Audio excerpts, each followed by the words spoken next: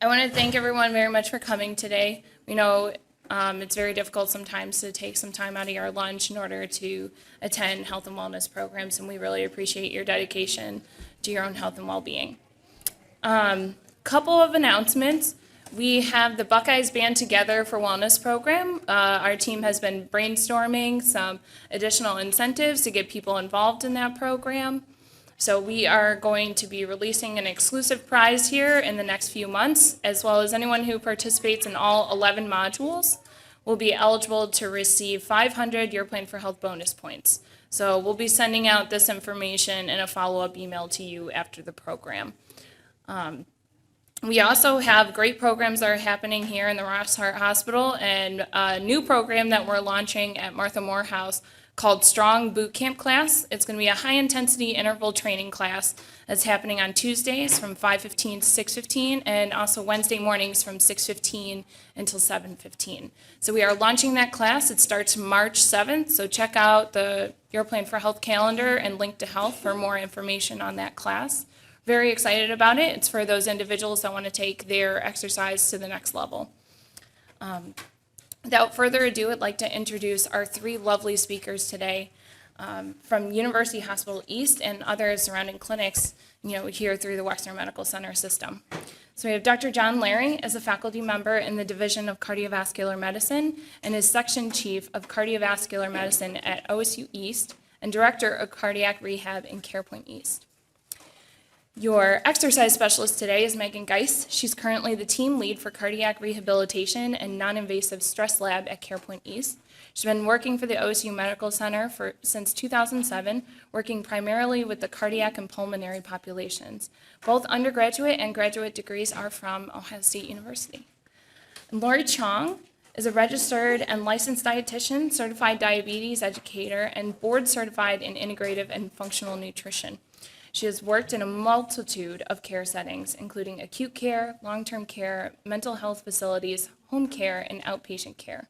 Lori currently works for OSU WMC at multiple family medicine clinics, as well as the OSU Integrative Medicine Clinic.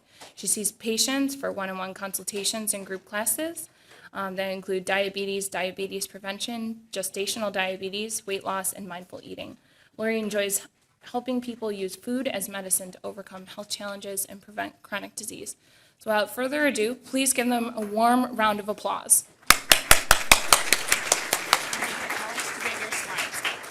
Oh, there we go. Okay. Good. Well, thank you very much for the invitation to be here. It's nice to be part of Heart Awareness Month in February, and it just doesn't seem like February out there walking in today. Good grief. So a few things just to get started. A lot of health topics get kind of awareness in the press, and it seems like not always heart disease makes it to the front pages of the newspaper or what have you, and I think sometimes people get the idea that heart disease is kind of on the decline, but keep in mind that every 60 seconds, someone actually dies of a heart disease-related event, and someone in this country has a heart attack about every 35 seconds. So there's almost 750,000 heart attacks in our country every year, and if you include high blood pressure, about 70 to 80 million people in our country have some form of cardiovascular disease. The other thing to realize, and this sort of underscores the importance of cardiac rehabilitation, that the other myth, if a heart attack doesn't kill you, you're going to bounce back and do just fine. And I think as hospital stays get shorter for heart attack care, and most people are in the hospital 2 to maybe 3 days with a heart attack, getting a percutaneous revascularization procedure with a stent placed, people think, oh, that was not that big a deal. They fixed me up and I'm all good to go. And recognize that a quarter of males and maybe a third of females will have another heart attack over the next 6 years. A third or more people will develop chest discomfort or angina with activity that may be disabling. About 20% of people will go on and develop congestive heart failure. Percentage of people will have strokes, and sudden cardiac death is a sequela of heart disease as well. So certainly, just to underscore the importance, probably everyone in this room is well aware that cardiovascular disease is the #1 cause of death in the country. true not only for males in the blue side of this graph, but certainly for females as well. We've done better. Over decades, we've gotten better. And actually, I will say 22 states in our country have lower mortality rates from cardiovascular disease than cancer. So 22 states are actually cardiovascular disease is second. I will preface that by saying Ohio's not one of them. So we have work to do for all of you. So we've been happy with certainly improvements in treatment and improvements in preventive strategies. We've been able to show a gradual decline in death rates related to cardiovascular disease. And this has certainly been encouraging that we've been on this trend. Unfortunately, we got some disturbing news when the CDC published some of the vital statistics information from 2015. It's actually the first year over the last couple decades where life expectancy actually declined in our country, and that was true for both males and females. If you break that down further, and you look at the deaths related to heart disease, if I can make that work, we actually saw an increase in heart disease or cardiovascular disease death rates really for the first time in 20 years. So whether this is going to be an isolated blip or the beginning of a trend, we don't know, but we'll have to keep a close eye on this. But I think, again, underscores the importance of discussions like this and trying to identify how we can better screen people and better implement preventive strategies. If you look at the breakdown of deaths attributable to cardiovascular disease, the majority of them are related to coronary artery disease. Obviously, there's numerous types of heart disease, but disease of the blood vessels of the heart, the coronary arteries, far and away overstates the other underlying causes in regards to causes of death.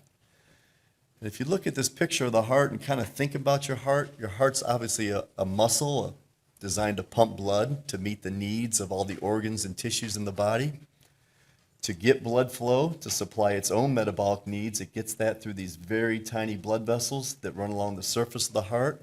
And like limbs of a tree, they continue to branch and get smaller as they spread out and deliver blood to your heart muscle cells. Obviously, your heart has an electrical system, so there can be diseases of the electrical system. Your heart has valves, so there can be valvular heart disease, and certainly primary diseases affecting the heart muscle. But really, again, the most prevalent cause of cardiovascular disease relates to disease of those coronary arteries, and that's what we'll focus on. So in this little schematic, and hopefully this is how everyone's blood vessels of the heart look in the audience today, but normal blood vessel has different layers, and then the channel through which the blood travels. Certainly at very young ages even, you get little development of fatty streaks, and as we get older, cholesterol, LDL cholesterol that's oxidized builds up in the wall of the blood vessel. And this happens very gradually over many, many years and happens very silently. This happens without any awareness.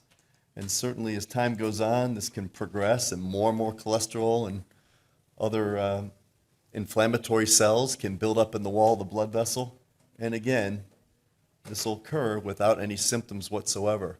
And typically the thing that may bring people to the attention of medical personnel is either one of two things. Either this blood vessel gets narrowed, that it's affecting blood flow to the heart muscle and people are getting chest discomfort or short of breath, or often sometimes the initial presentation of coronary issues is disruption in the lining that's covering all this cholesterol and inflammatory cells. And when that fibrous cap or that lining becomes disrupted, the blood pool gets exposed to the cholesterol and it activates a clotting response. And when this blood vessel develops a clot in it, no blood flow can travel down the artery, and people either have unstable angina, a non-ST segment elevation myocardial infarction, or an ST segment elevation myocardial infarction. So this can happen in seconds, where you can go from an asymptomatic individual to all of a sudden having a blocked artery, and if it's in the wrong location, it can be certainly a very dire situation very abruptly. So again, underscoring the importance of prevention. And this just shows an actual pathologic slide of kind of showing this. This is a coronary artery in cross-section. To the right is this plaque that's full of cholesterol, and This was probably asymptomatic before this happened. It's less than 50% of the channel of the artery. It probably wasn't affecting blood flow enough to give symptoms. And unfortunately, there was a crack in the lining of this plaque, which triggered this clotting response and some hemorrhage into the plaque, and this caused a fatal heart attack. So again, underscoring the importance of prevention, we certainly have learned over years that there are varying predispositions to coronary artery disease. Some we can't do much about. As we get older, more likely to have this happen. Males are still at a disadvantage to females in regards to developing coronary disease earlier. And if you have a family history of premature coronary disease, you yourself are more likely to get artery issues. But you can't change really any of these things and make an impact, but there are several things you can do to make an impact in your cardiovascular risk. Certainly one of the most modifiable risk factors is cigarette smoking. Abnormalities in blood cholesterol, high blood pressure, development of diabetes are also major contributors to development of artery issue. And I will say, if you have diabetes, particularly type 2 diabetes, there was a study that indicated that those with type 2 diabetes that never had a heart event had the same risk over 7 years of having a heart attack as people who have had a heart attack in the past. So certainly the presence of diabetes really increases one's risk for coronary disease and underscores the importance of close medical attention with a primary care doc, endocrinologist, and making sure preventive therapies are implemented. Certainly other issues, central obesity, sedentary lifestyle, and certainly psychosocial stressors also contribute to cardiovascular disease. Now, kind of a very interesting study that was done. A group of investigators actually looked at 15,000 people that had a heart attack in 50 different countries. So a huge undertaking to gather this information. And they actually compared them to a population of people who had no heart attack but had similar age and geographic background. And they looked at the background information in terms of lifestyle habits, presence of some of these risk factors, to try and really determine what some of the attributable risk factors were for the initial heart attack. And actually, as you would imagine, lifestyle factors played a significant role, particularly smoking, and then certainly predispositions of high blood pressure, cholesterol, diabetes, obesity, and so forth. But even psychosocial stressors contributed as well. But the important thing of this slide, I would say, is the fact that even though genetics play an important role in artery disease, a large percentage of the development of risk of heart attack are actually things that can either be addressed with lifestyle change or things that can be detected by screening and potentially modified with lifestyle or medical therapies. So I think the important thing in this study is that a lot of the risk for cardiovascular disease is truly modifiable, and there are things we can do to keep ourselves doing well. Now, we certainly use this information and try and counsel people in regard to getting more active, and we'll hear more about that later in terms of getting out and walking your dog. Definitely home exercise equipment, if you use it, can be helpful, but unfortunately not everybody takes this quite to heart, and people find ways around this. So again, you can imagine this is somebody with central obesity, may have diabetes, certainly with a sugary beverage here, probably not doing the right things here. So you don't want to be this guy. So again, things that we try to work on in regards to primary prevention. Certainly your healthcare provider is very important to help you with these things, but a lot of these things are going to, again, fall on you and the choices you make. We're going to hear more about diet, activity, and weight management from my colleagues who are speaking today. Certainly abstinence from cigarette smoking, blood pressure screening and control, blood sugar screening, lipid screening and management of any abnormalities in blood cholesterol and fractions, psychosocial stressors and trying to manage those issues. And then certainly for some high-risk populations, we would even consider aspirin as a preventive therapy. So a number of things that can be done to try and reduce your risk of heart issues. Smoking cessation is certainly a real challenge. Most people try multiple times before they're successful. If you're one of those folks, all I can say is don't give up. There are a lot of programs out there to help folks. There are a number of medical therapies to try and help. And there actually is a smoking cessation clinic that's held here at the Ross Hart Hospital. And certainly the contact information is there. If you're really having difficulty, you can certainly reach out to those folks, and they can certainly try and provide you some assistance in smoking cessation. I will say it's not only active smoking, but secondhand smoke plays a role. One of the interesting things that happened with the legislation in Ohio some years ago, where they banned smoking from public places, is that actually incidence of heart attacks was reduced.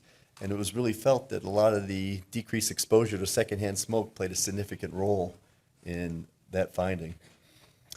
High blood pressure, very important. Certainly, again, ideal blood pressure is 120/80. Normal is considered anything less than 130/85. High blood pressure, the line in the sand that's really drawn, is greater than 140/90.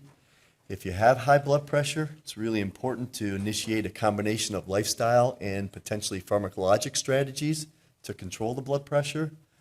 For people on blood pressure medicines, it's often not just one medicine. It may take 2, 3, or more blood pressure medicines depending on how severe the blood pressure runs. Treatment can reduce heart attacks by about 14% and risk of stroke by 42%. I will say for people that are very refractory, there are a whole host of secondary causes. And if you're really having difficulty, our nephrology, our nephrology colleagues are very good at dealing with this because they deal with this quite often in their patients with on dialysis. So certainly a lot of resources to try and help get blood pressure under control. Blood cholesterol is certainly important. I will say there's no blood cholesterol level that absolutely protects you from artery issues, but certainly the higher your blood cholesterol, the more likely you are to have coronary issues, more likely to die of coronary issues. So again, getting your blood cholesterol checked. We look at varying fractions, and most people are probably familiar with this. That's certainly cholesterol.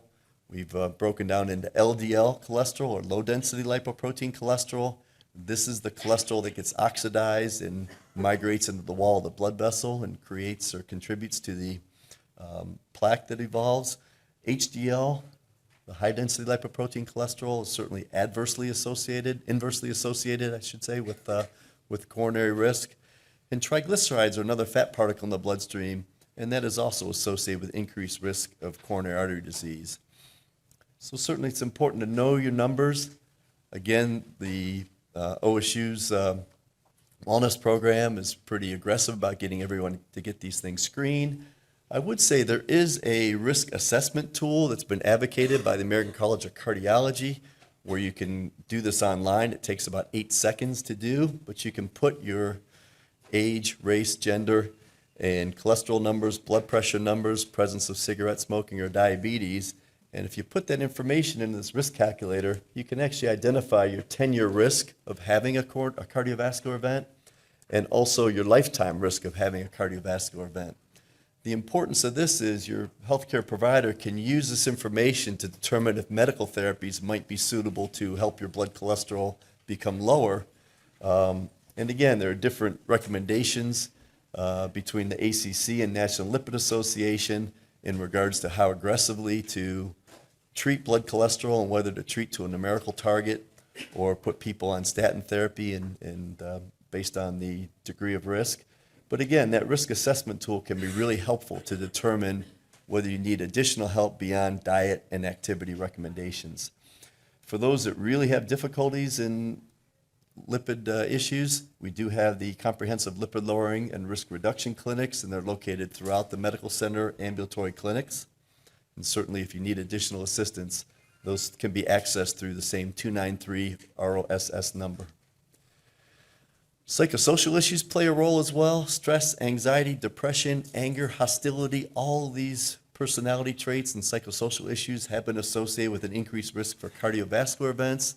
And for people with established cardiovascular disease, if you have these issues, it increases your risk of further cardiovascular events or cardiovascular mortality. So again, important to get these things addressed, and we have a lot of folks in behavioral medicine that can certainly help with that. So let me just close my section here really to say I don't want to understate the importance of genetics by any stretch, but a lot of behaviors and a lot of measurable items significantly influence the development of cardiovascular disease. And certainly all the things we went through contribute. So I try and motivate people as we're coming to the end of Heart Month to really take charge of your health and take charge of these factors and really try and get all these predisposing risks in the optimal shape so that you can do well in regards to your health going forward. And at this point, I'm going to turn the podium over to Megan Geis, and she's going to talk to you about exercise and heart disease.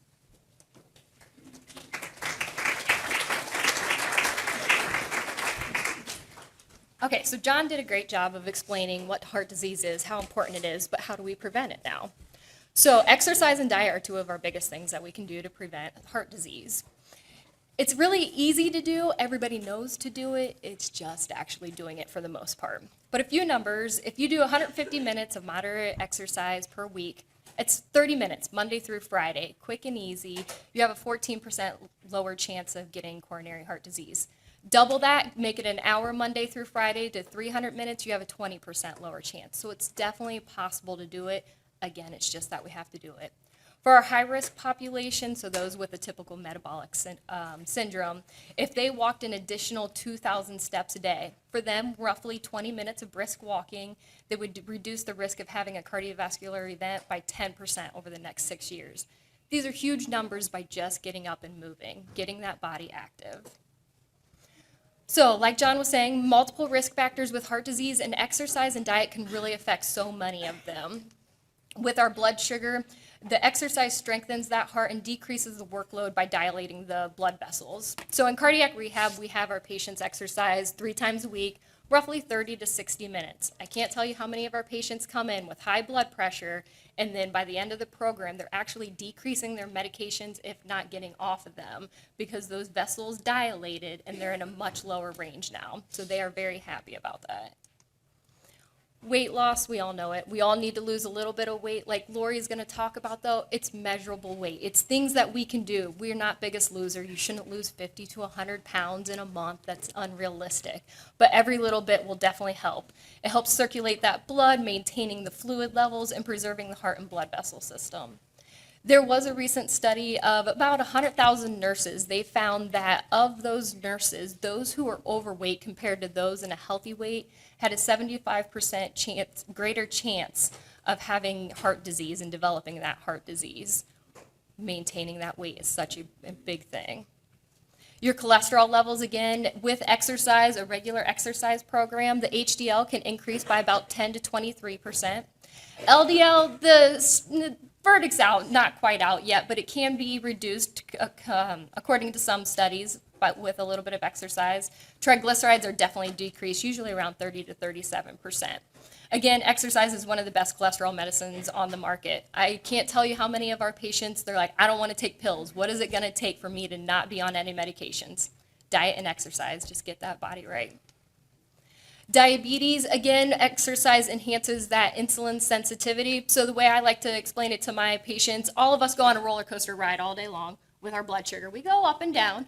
Diabetics have a little crazier roller coaster ride where it goes up and down a little more than a normal population.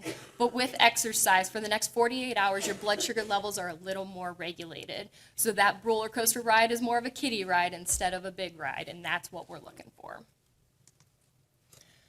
So we're going to modify these risk factors, but how do I exercise? I can't tell you how many patients are, well, what should I do? Cardio. This is the one that most people think of. It's the one that gets that heart rate up. We can do it for an extended period of time. Getting out and walking. Today is a beautiful day in February. We should all be enjoying it, whether it be, well, maybe not at your lunch break today, but after work, getting out and enjoying. Go walk, shoot hoops, walk the dog, go do whatever it takes. Enjoy that weather, get a few extra steps in. You should be doing it 4 to 7 days a week. Honestly, majority of days. This does not mean you have to be in a gym exercising every day, but getting out and getting that body moving, definitely.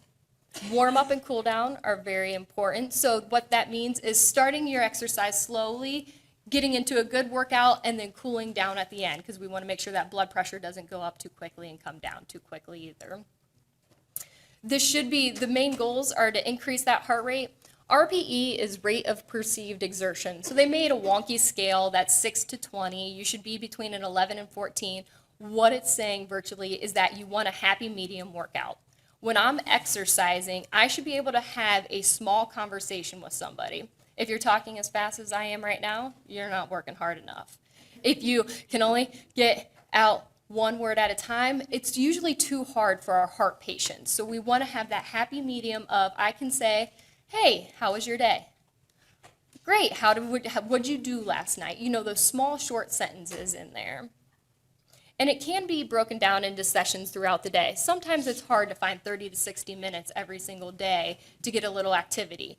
Walk the dog 10 minutes in the morning, walk at lunch for another 10 minutes, and then walk right after work, and you have your 30 minutes of exercise in without making it all one chunk of time. The other is the strength exercises. This is the one that tends to be forgotten by people.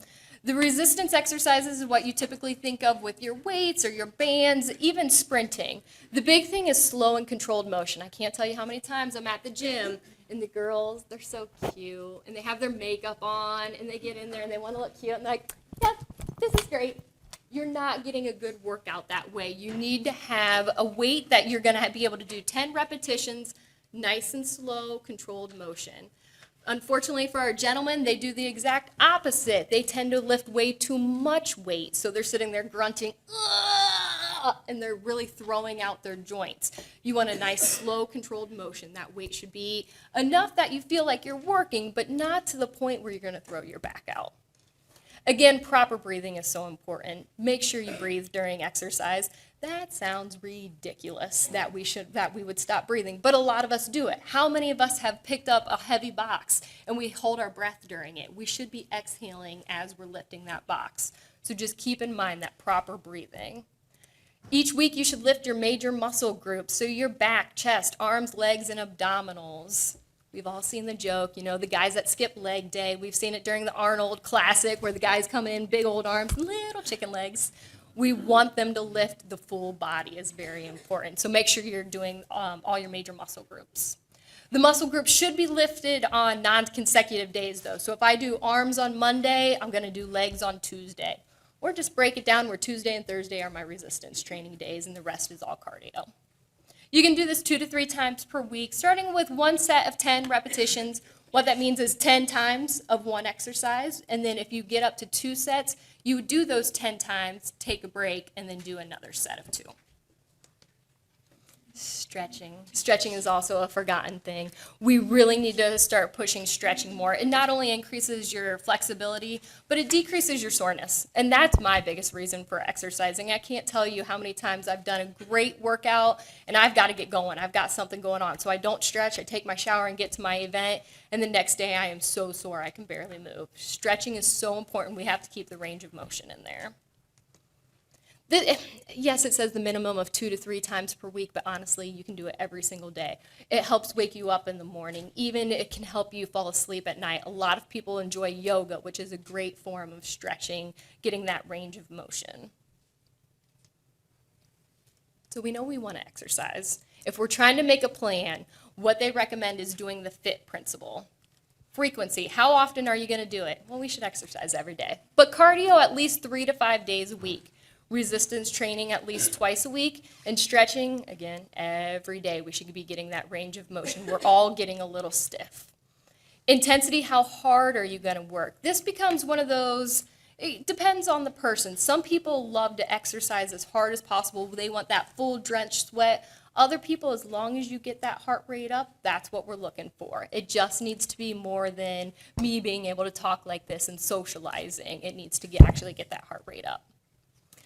How long are we going to do it? Again, cardio at least 150 minutes per week, which is that 30 minutes Monday through Friday. It can be up to an hour, though. There's nothing wrong with that. And the resistance training, it just depends on how long it takes you to do all those major muscle groups. And then the type. What type of exercise will you be doing? I can't tell you how important it is to find something you enjoy. Number one goal is find an exercise you enjoy. I know people that hate the treadmill. They call it the dreadmill. It is a terrible thing to them. Don't go on the treadmill anymore. It's not worth it. They enjoy Zumba. I had a patient one time that was wheelchair bound, and she was trying to find anything around the Columbus area that she could truly enjoy. She found a ballet class in Columbus, Ohio for wheelchair bound patients. So she would come in and on our new step, which is a seated bike, she would be doing the new step, but she'd also be doing her ballet moves while she was doing it. It's what she enjoyed. Do something that you're going to keep up with. There's so many different opportunities, especially with us living in Columbus. There's unlimited. Find what you enjoy. So ways to increase that physical activity without being in a gym per se. Parking farther away is one of the biggest things you can do. With that being said, we all work for Ohio State. Do not park in the farthest spot possible. You'll be walking 10 miles. Don't do that. But park at a decent distance that you can walk 10, 15 minutes getting into the building. It's an easy way to sneak in exercise. Take the stairs when possible. Walk instead of driving. And then again, during your lunchtime, making sure you're getting up and exercising as much as possible. Because we all have jobs that are more desk related. So getting up and moving, getting that blood pumping will definitely help. Big thing right now, most people in this room, I'm sure you could raise your hand, has a Fitbit or an Apple Watch. Pedometers are such a big thing. They say shoot for those 10,000 steps. The big thing is just trying to increase those amount of steps that you're taking each day.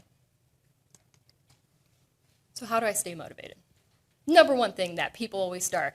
I can't tell you how many of my patients, this is a huge time of year. In January, everybody started wanting to exercise. And now I don't have as many patients because we all lose that motivation. It takes one little thing and we lose it.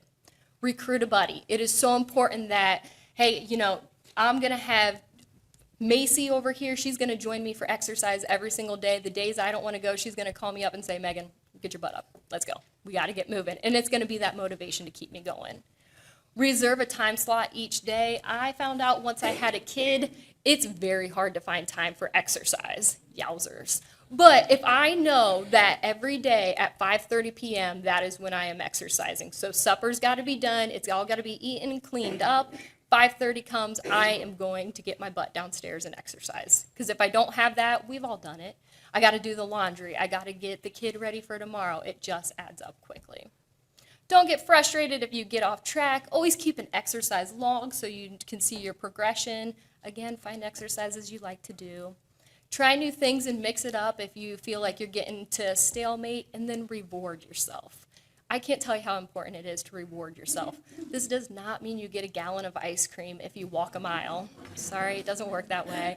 But find ways to motivate yourself to exercise. Get a new workout outfit. Get a new Fitbit. Find something, new shoes. Every time I get a new pair of running shoes, I can't tell you. The next week I feel like $1,000,000 because I just want to keep exercising.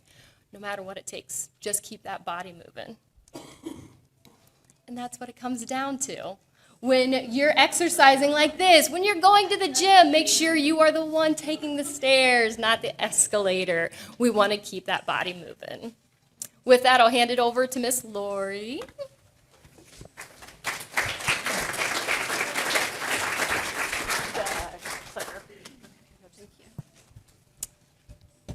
Hello. Let me see if I'm doing this the right way.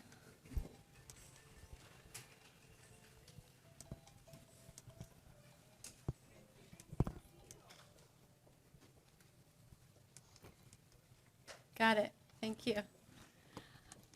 All right. So first and foremost, when we dietitians meet with people, we usually say, you know, it's okay to start slow because we human beings typically don't like to change. So I certainly meet many people who make a drastic change in diet and exercise, and that's fabulous. But oftentimes those people come back to me, you know, a year later or more, and it was such a drastic change that they just couldn't keep up with it. So we typically do better working on a little bit smaller changes and then adding to those changes as time goes by. We just don't want to make one small change and then think that's going to be enough. You know, we want to keep pushing ourselves to make better food choices. Be kind to yourself. So I read this study a while ago that showed that self-compassion increases willpower. So none of us are perfect, and so you need to remind yourself of that. We're all going to, you know, eat something we shouldn't or eat too much. We need to forgive ourselves and get back on track right away. There's no reason that, you know, a bagel and cream cheese or a donut at breakfast needs to end up being, you know, McDonald's and Taco Bell for dinner as well. You know, each meal can be a new chance to get back on track. Okay, so some things we know that we need to include are fruits and vegetables. So fruits, we should be having probably 2 to 4 servings of fruit a day.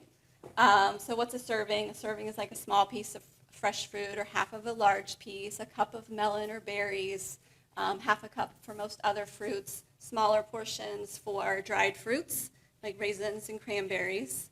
Our vegetables, I'm talking here about the non-starchy kind, so like not potatoes, I'm not talking about potatoes or corn or peas. Our non-starchy vegetables need to be 2 to 3 times, double, triple the amount of our fruit.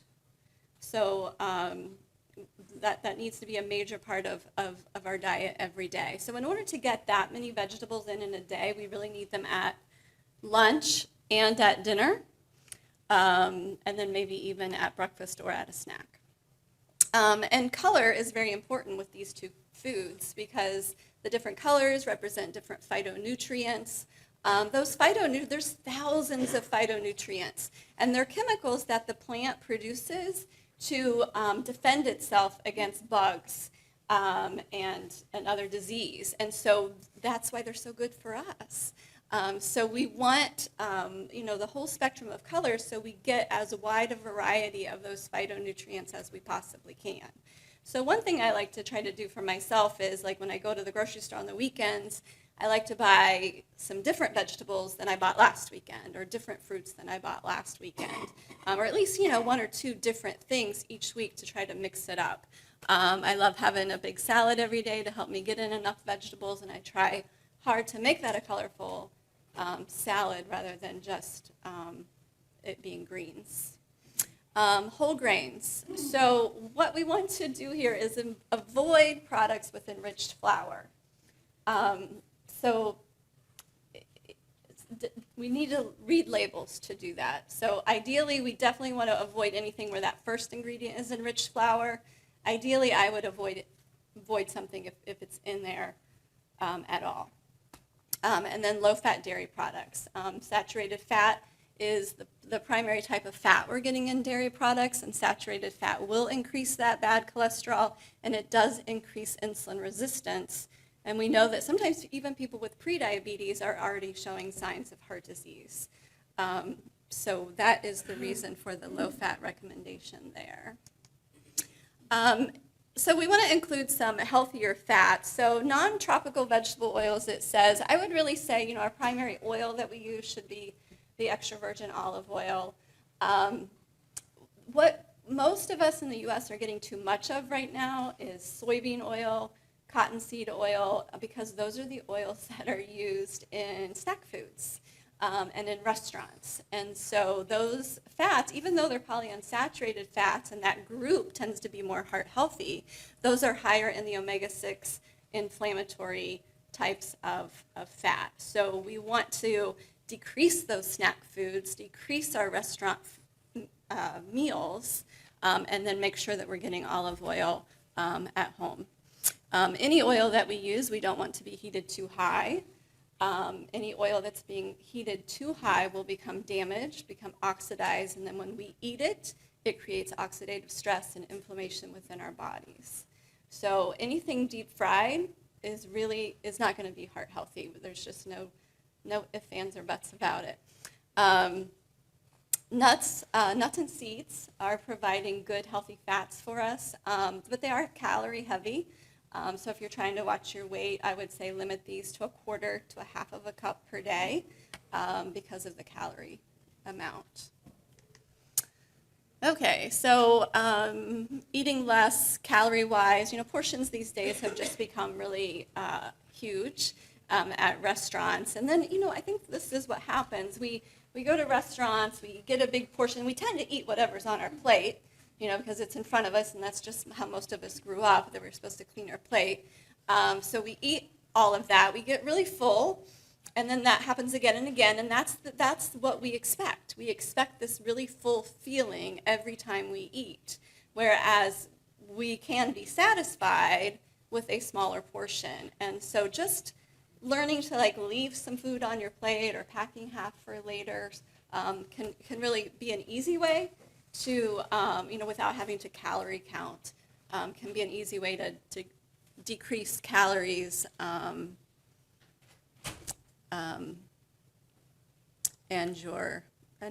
lose weight if you need to lose weight.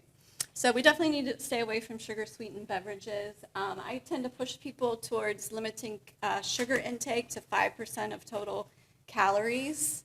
The saturated fats, again, are coming mainly from our animal meats, but also coconut oil and palm oil. So these are the tropical oils, coconut, palm oil. So I often have people ask me about coconut oil because it seems to be very trendy these days. It's a saturated fat primarily, just like butter is. So we kind of have to think about where is our saturated fat coming from.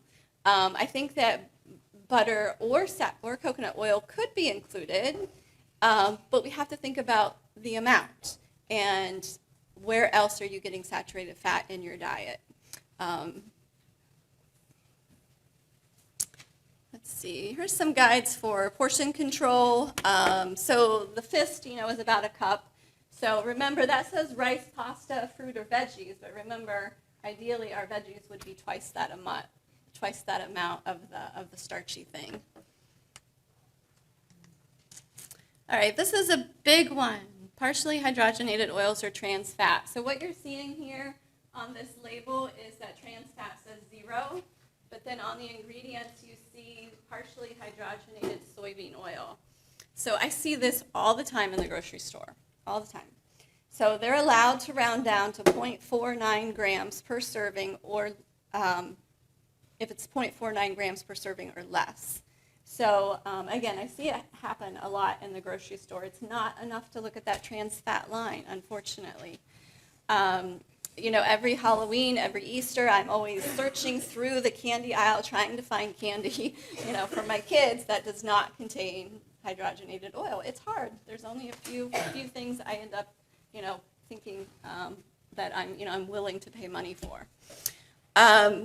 There is a ban on partially hydrogenated oil that will take effect next year. So the FDA declared that it's no longer generally recognized as safe, which is fabulous. So I see it being replaced right now with fully hydrogenated soybean oil.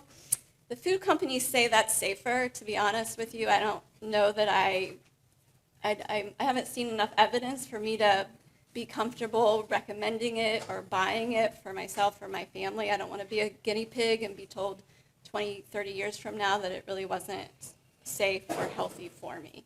So I avoid any hydrogenated oil, partially or fully hydrogenated. All right, sodium is another thing we need to be concerned about. Most of the sodium in the U.S. diet is coming from processed food. We do need sodium, so it's not like we're trying to get rid of it entirely. We just want to cut down on those higher sodium things, which is our processed foods. This is from the American Heart Association. It is the top 6 foods in the U.S. diet that are contributing to sodium. So cold cuts, we can find lower sodium cold cuts. Turkey, chicken, roast beef, the lower sodium versions of those. Pizza is there because of the crust, because of the cheese, because of the sausage, because of the pepperoni. Lots of high sodium ingredients there. Soup tends to be very high in sodium. We'll look at a few examples of lower sodium versions. Breads, salt makes bread soft. So if you see a really soft bread, it's probably high in sodium. Chicken is on this list not because of fresh chicken, but because of the processed chicken products that are out there, the chicken nuggets, the chicken tenders, the things that have been breaded. And then burritos and tacos is there because of the bread part, the tortilla. Those are soft, right? A lot of them are really soft, so they're high in sodium, but also the seasoning. And taco shells are often something that I see hydrogenated oils in, so be careful of the brand you buy. There's just some labels comparing tomato products. Looking for those low sodium versions of foods really does make a difference. I think we're running out of time, so I'm going to be going a little bit quickly, so I apologize. There's some labels for a couple different foods, bacon, bagel, and banana. So the surprising thing here is that the bagel is 380 milligrams of sodium versus the bacon's 210. So again, bread products tend to be something that's high in sodium. We kind of talked about eating out a lot. We need to get smaller portions of things. I would say look up nutrition information when you go out to eat. Most chain restaurants will have nutrition information available online or with an app, so use it and to judge, what you're going to buy. But at the very least, if you don't have access to nutrition information, use that plate picture. Do you know what I'm talking about? Like you have a circle, picture of a plate, and half of it is non-starchy vegetables. A quarter of it is something starchy, and then a quarter of it is protein. So the pot pie definitely doesn't fit that because we've got a lot of starch there with the crust. Okay, definitely, some of the frozen dinners can be really high in sodium, which is unfortunate for, some of the patients that we see, who are sick and unable to eat. Or unable to cook for themselves. So I always steer them towards like these healthier brands. 370 milligrams is, kind of high, but it's much better than some of the alternatives. Here's a couple soup labels. The standard ones are pretty high. They're about 900 milligrams, and that's just for 1 cup, not for the whole can.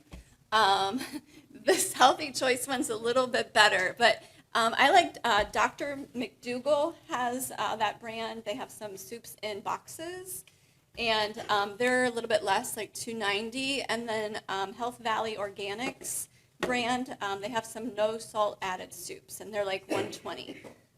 But the best thing to do is just make your soup at home, with a no salt added broth. I mean, soups are one of the easiest things for me to fix for my family for dinner. They're really, pretty quick. Okay, so eating on a budget, I'm not going to read all of this to you, but what I tend to tell people is cut down on the meat. Meat is expensive. We don't need as much as we think. So quarter of the plate size for the meat, then you can use that extra money to buy more vegetables. Cut down on the chips, the crackers, that kind of thing. In many instances, those types of foods are just a waste of money. We need to be thinking about food in terms of the nutrients that it provides rather than just, how full it makes us. Okay, so if you need to lose weight, as Dr. Larry and Megan have talked about, losing weight can help with heart disease prevention. So 5 to 10% of current weight is usually our initial first goal. Certainly more weight loss brings more benefit. But that's the amount that you can really see a difference in your numbers in terms of cholesterol numbers and blood sugar numbers, high blood pressure. As OSU employees, you do have 3 visits a year with no copay with the dietitian, and you have access, I'm sure with health coaches through the health plan. Okay, so just one last reminder to, be kind to yourself. Remember that you're not perfect. No one is. Think every day, what's one small change that I can make towards a healthier diet, and then the next day, work on the next change. Thank you. You're welcome. Wonderful. We have a few moments for questions from our presenters. So if you'd like to ask a question, I just ask that you wait for me to send the microphone your way, just because we want to make sure everyone that's tuning in can hear your question and answer. So do we have any questions?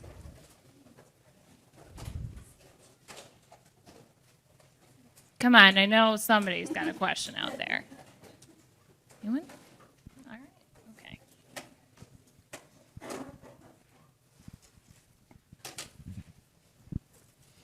Since these are my favorite beverages, I'm going to ask wine and coffee. What about that, those two? Yeah, so as far as the coffee goes, there have been studies to look at coffee intake and development of coronary disease, and even in places like Sweden, where they have many, many cups of coffee a day, did not see any increased incidence of coronary artery disease. So no concern in that regard, with the small exception if you have arrhythmias or rapid heart rhythms, sometimes high doses of caffeine might be a trigger. But that's, as far as coronary issues, no concern about the coffee. The bigger issue about the coffee, quite frankly, and Lori will probably speak to this, but it's what you put in it. Yes. The creamers obviously are saturated fat, but even the Or powdered, hydrogenated. the powdered stuff is partially hydrogenated. Yeah, and sometimes the Well, so- liquid is as well. Yeah, So you definitely need to read the ingredient list. so that's the biggest issue on the coffee side. Coffee itself, black coffee, not a concern, but what you put in could be, and the sugar people add obviously is a concern. In regards to alcohol intake, most studies that have been done suggest that 1 or perhaps 2 alcoholic beverages per day may actually lower your cardiovascular risk. I obviously say that with a little bit of caution, because obviously if people have predispositions or tendencies to overindulge, and that 1 or 2 leads to many, many more, then there can be health consequences. But if you clearly have 1 glass of wine a day or 1 beer a day, that certainly seems to have some benefits in regards to risk reduction of myocardial infarction or heart attack. Good question.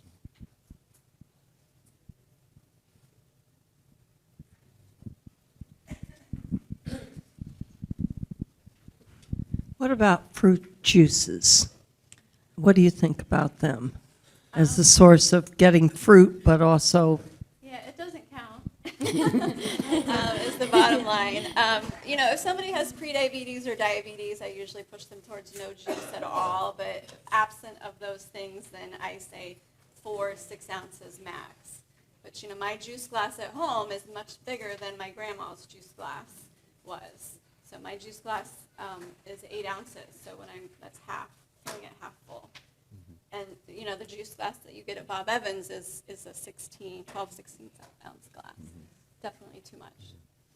And Lori's the concern, the sugar intake, is that the big issue, or just the Yes. lack of fiber that you get in the It's- nutrients? It's too much sugar, fruit sugar, and also the lack of fiber, yeah. Thank you. A quick question. I always find confusing peripheral vascular disease, like I guess for strokes, as to why don't you always have the same problem, heart as well as maybe neck or something?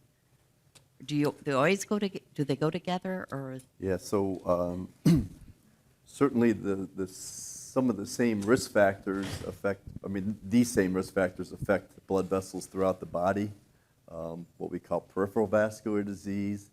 I will say smoking is very prevalent in people with peripheral vascular disease, so it may predispose people more to develop peripheral vascular disease than some of the other risk factors, but there are genetic variabilities as to why some people will get peripheral vascular issues and not much in the way of coronary issues, or vice versa. People can have coronary issues and not much in the way of peripheral vascular disease. It's one of the great mysteries. We don't know the answer as to why. It's the same blood. It's the same thing circulating through the blood. So it's an interesting mystery that exists out there. But again, I will say people with peripheral vascular disease are certainly much more likely to have concomitant coronary artery disease. And sometimes it can stay asymptomatic longer because they're not able to walk very far to increase your heart rate enough to get symptoms related to a narrowed blood vessel. So it can become a little sneaky in that way to detect it.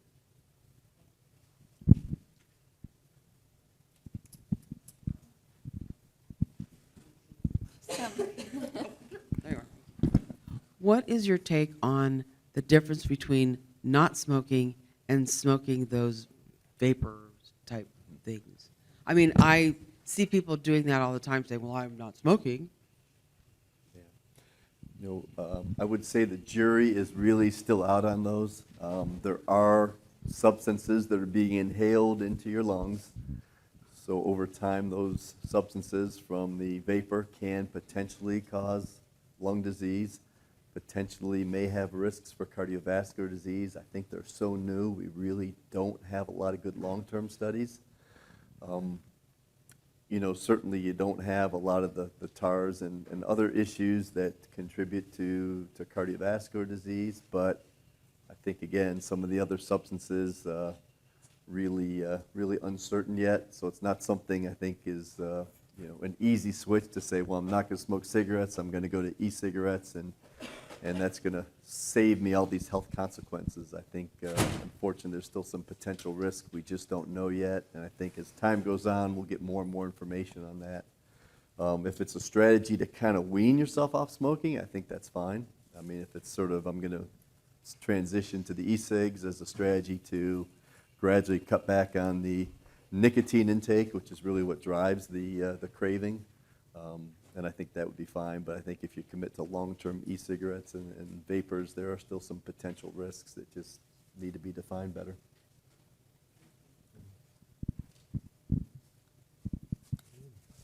Any other questions? Thank you. Good. Thank you.